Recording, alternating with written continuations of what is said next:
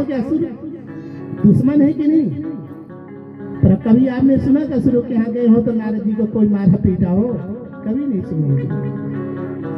वो कहीं भी जा सकते हैं, क्योंकि पत्रकार है, जैसे मीडिया वाले कहीं भी पहुंच सकते हैं। हाँ ऐसा हुआ है, आप इस पर क्या प्रतिक्रिया है आपकी? यहाँ पर ऐसी घटना है, आप क्या कहेंगे इसके बारे में? उनको कोई मना नहीं करेगा कि तुम क्यों आए, उसको उनका अधिकार है। ऐसे नारद जी एक हमारे ऐसे संवाददाता है, वो देवलोक, असुरलोक, भगवान लोक, किसी भी लोक में जाए उनको कोई पूछने वाला नहीं है कि तुम क्यों आए। तो सौनक जी ने पूछा कि जो संसारिक प्रपंच से दूर रहते हैं, ऐसे नारद जी कैसे कथा श्रवण किया, कैसे उनका सनकादिक से मुलाकात हुई? तब सूत जी ने समझाया, एकदा ही विशालायां चत्वार ऋषियो मलाः सत्संगार्थं समायाता दद्रुस्तत्र नारदम्।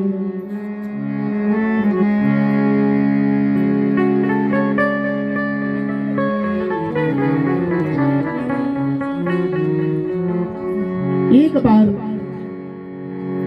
विशालापुरी, विशालापुरी का मतलब कथा तो श्रवण आप लोगों ने बहुत किए होंगे। विशालापुरी कितने लोगों को मालूम है? हाथ उठा दो जिनको मालूम है। माता जी ने तो कह दिया, खत्म, जिम्मेदारी की पूर्ण होगी। ऐसा कर दो बस, जिम्मेदारी पूर्ण हो गई है। बोल वृंदावन में हरिलाल की।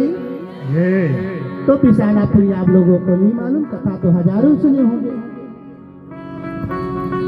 तो कृते मुक्ति प्रदा प्रोक्ता त्रेतायाम योग सिद्धिदा विशाला द्वापरे प्रोक्ता करौ बद्रिकाश्रमः। बद्रीनाथ तो नाम सुने हैं ना, सभी लोग सुने होंगे। तो बद्रीनाथ को कृते मुक्ति प्रदा, सतयुग में उसको योग सिद्धिता कहते थे, मोक्षदायिका कहते थे। त्रेता में सिद्धिदा कहते हैं। एक बद्रीनाथ है जिसके 4 नाम हैं, ग्रंथों में प्राप्त होता है। त्रेता में योग सिद्धिदा, त्रेता में उस बद्रीनाथ का नाम हो जाता है योग सिद्धिदा। और द्वापर में विशालापुरी, अभी आया है ना, एकदा विशालायाम। भागवत कब लिखी गई है? द्वापर में, कलयुग की संधि चल रही थी। कलयुग में भागवत नहीं लिखी गई, संधि थी, द्वापर युग था, इसलिए विशालायाम पुरी, क्योंकि द्वापर में बद्रीनाथ को विशालापुरी कहते थे। और कलयुग में करो बद्रिकाश्रम, कलयुग में उस बद्रीनाथ का नाम पड़ गया बद्रिका आश्रम। संपूर्ण पृथ्वी में जितने तीर्थ हैं, सिर्फ बद्रीनाथ का 4 नाम हमने आज तक ग्रंथों में पाया है। और उस बद्रीनाथ में पुण्य का प्राप्त होता है।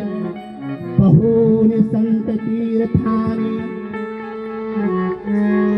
दिव्यभूमौ रसातले बदरी साधिसं तीर्थं न भूतं न भविष्यति।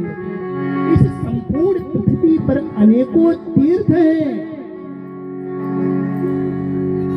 किंतु बद्रीनाथ जैसा भूतो न भविष्यति।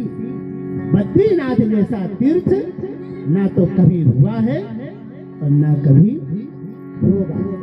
अश्वमेध सहस्राणि वायु भोज्ये चायत्फलम क्षेत्रांते विशालायां तत्फलम क्षणतः क्षणमात्रतः।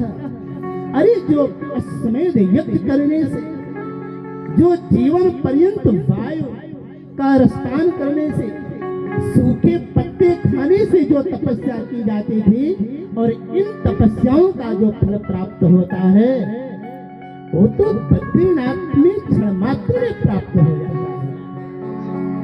इतनी महिमा शास्त्रों में विशालापुरी की बताई गई है। तो अब तो विशालापुरी जान गए हैं ना, अब कोई अगर पूछे तो बता सकते हो ना। एकदा ही विशालायाम, उस बद्रीनाथ में विशालापुरी में चारों भाई भ्रमण कर रहे थे। उसी समय नारद जी भी पहुंचे। नारद जी को जब सनकादिक ने देखा तो चार प्रश्न करते हैं। चार भाई है ना, वो चार भाई हमेशा साथ में रहते हैं और चार प्रश्न करते हैं।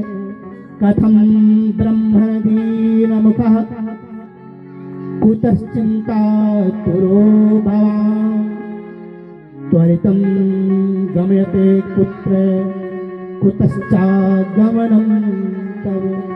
कथम ब्रह्मण दीन मुखः, एक भाई ने पूछा कथम ब्रह्मण दीन मुखः, अरे देवर्षि नारद आपका मन उदास क्यों है। दूसरे भाई ने कहा कुतश्चिंता तुरो भवान, आपको कौन सी इतनी चिंता व्याप गई है जो आपके चेहरे में 12 बज गए हैं। मुझे तो नहीं लगता कि आप जैसे संतों को भी इतनी चेहरे में 12 बजना चाहिए, चिंता होनी चाहिए। और तीसरे भाई ने कहा त्वरितम गम्यते कुत्र, अरे इतनी जल्दी जल्दी तुम कहां से आ रहे हो। अब कुतश्चा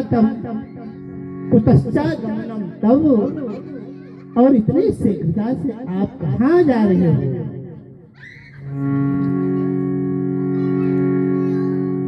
नारद जी, मुझे तो ऐसा लगता है इदानीम सुन्न चित्तोऽसि गतवित्तो यथा जनः तवेदं मुक्त संगस्य रोष्टम वद कारणम। अरे आपको चेहरा देख करके तो ऐसा प्रतीत हो रहा है जैसे किसी कृपण का धन खो गया हो, जैसे कोई कंजूस व्यक्ति हो, अगर उसके ठन्नी गिर जाए ना वो पसीना पसीना हो जाए। बहुत ऐसे लोग हैं, धन उनके पास तो होते पर खर्च नहीं कर सकते। आपके यहाँ क्षेत्र में भी होगी। अब बहुत ऐसे सामान्य व्यक्ति हैं दिल खोल के खर्च करते हैं धर्म के नाम पर। तो सनकादिक कहते हैं कि आपके चेहरे को देख के लग रहा है कि जैसे कृपण का धन खो गया हो और इस चिंता में हो, आप इतने चिंतित हो। लेकिन आप मुझे बताओ आप इतने दुखी क्यों। नोस्तम पद कारण, आपको चिंता करने की जरूरत नहीं है। तब नारद जी ने अपनी पूरी व्यथा अपने भाइयों के चरणों में प्रणाम किया और कहते हैं भैया अहम तो पृथ्वीं यातो ज्ञात्वा सर्वोत्तमामिति पुष्करं च प्रयागं च काशीं गोदावरीं तथा हरिक्षेत्रं कुरुक्षेत्रं श्रीरंगं सेतुबन्धनम् एवमादिस्तीर्थेषु भ्रममाण इतस्ततः न पश्यं कुत्रचित् शर्म मनः संतोषकारकम्। या मैं पुष्कर गया, प्रयाग गया, काशी गया, गोदावरी गया, हर क्षेत्र गया, कुरुक्षेत्र गया, समस्त तीर्थों में गया। तो क्या हुआ? बोले मेरे मन को कहीं शांति नहीं मिल रही है। जहां भी जाते हैं तो मेरे मन को अशांति प्राप्त हो जाती है। मन संतोष कारकम। सनकादि योग ने कहा भैया मन को शांति कैसे मिलेगी? क्योंकि कलिना धर्म मित्रेण धरेयम बाधिता दुरा। जो कलियुग का मित्र अधर्म है वही पृथ्वी पर साम्राज्य फैला दिया है। और मंदा सुमंदमतियो मंदभाग्या, नारद जी कहते हैं कि पृथ्वी पर घूमते घूमते मैं देखता हूं कि लोग मंदभाग्य के हो गए।